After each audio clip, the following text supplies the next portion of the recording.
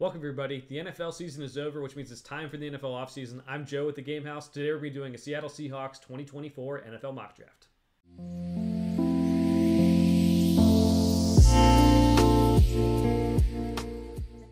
The Seahawks are on the clock in our 2024 NFL mock draft series. As a reminder, we'll be going through every team, so make sure to check out your team's NFL mock draft if the Seahawks are not your team.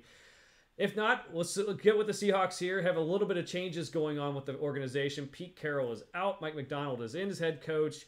We'll see what that means for the NFL draft and what they can do moving forward. As a reminder, we're using NFL Mock Draft Database Simulator for this. I like it because it meshes all the big boards from around the internet together for their big board here. That makes it a little bit easier to make picks based off of what everyone's thinking, not just one specific site.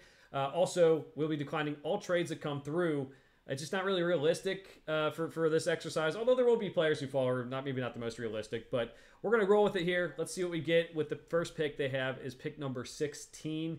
Again, just a team that's going to have a lot of different feels here that I don't think we've seen in a long time. They have two young offensive tackles, so I don't know if they would go with Olu Fashanu out of Penn State. I do like him a lot. Maybe you try to move someone inside if you take him. I don't know.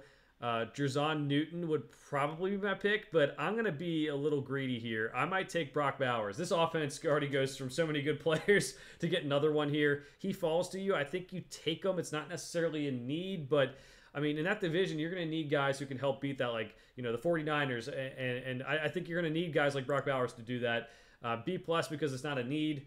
But I do think if he falls, that's a consideration there. You have free agency to address some of your other needs as well. So maybe it's not even an option like, hey, we're taking Brock Bowers just because we don't have any other needs. Tough to do when you have the next pick being 78. But I think they can get some good players here in the middle rounds before this draft kind of drops off in quality at the back end. So I guess we could have stopped and waited for Jatavian Sanders. I don't think he falls all the way down to number 78. Edgerrin Cooper is a possible first-round pick. So that's tempting if you just want to do best player available. Peyton Wilson's a very good player who has some injury issues. Trey Benson, the running back out of Florida State's very good. Blake Corum as well. Man, so many options. I don't know if it's going to necessarily be a need what we go after is the problem here. I'm going to go Edgerrin Cooper. I think he can chase the ball pretty well. I just, you have players like this fall, you take the best player available maybe. So now it's telling me that these guys aren't needs, which is very weird. But yeah, I mean, that works out pretty well. I might take Brandon Dorless here. Or McKinley Jackson, I think. Or Mason Smith. Let's go Mason Smith. He's a guy who got hurt last year, played this year, can help out the interior defensive line. I think they might be able to get an edge rusher in free agency if that's what they're really going after. Obviously, Mike Macdonald's bringing over, this Ravens defense and everything. So defensive linemen are going to be needed at some point. All right, next pick up.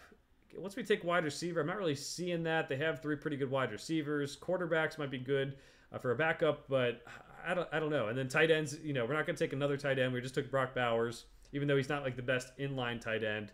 Might be going a little bit off script here. Let's go Gabriel Murphy out of UCLA. He's drawn a lot of praise in the last several weeks from the draft community. Still haven't watched all of his tape. I do know that he did play pretty well at UCLA. I think before that at North Texas.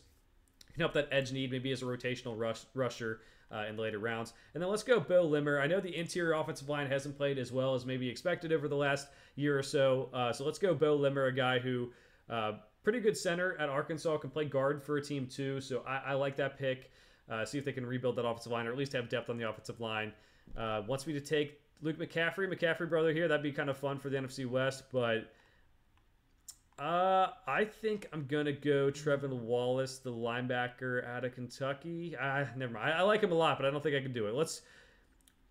Let's go Cody Schrader out of Missouri. I like the way he runs. I think he can maybe be a change-up in that backfield. I know they took a running back in the last two drafts, but you're at this pick late in the draft. You might get a guy who can play special teams. Schrader paved the way to Missouri by playing, I believe, JUCO or Division II ball and then transferring in. He's a guy who will do anything to make the roster. Get your special teams guy here and get some running back depth as well. All right, next one up. Let's go Andrew Phillips out of Kentucky. Let's get some corner depth there. A guy, I think, again, who can play special teams for you, helps that need, gives you some depth on the corner. I think this would be a pretty good draft for him. The Seahawks are in a good spot where they don't have too many dire needs, like in the same way that other teams do. They do have some needs, but they've drafted pretty well over the last couple of years. Geno Smith has played pretty well, so Pretty good for them. I like this draft. Let's start it off. Brock Bowers, tight end for Georgia. I've taken him in several other mock drafts for different teams, but if he's falling all the way down to this range, I think you have to consider taking him. Edgerrin Cooper, the linebacker out of Texas A&M. I think he's pretty athletic. I think he can maybe slide into that first round is kind of the talk right now. So if he's there at 78, it's definitely a consideration to just take him. Mason Smith to help the defensive line. A guy who was hurt last year, played this year.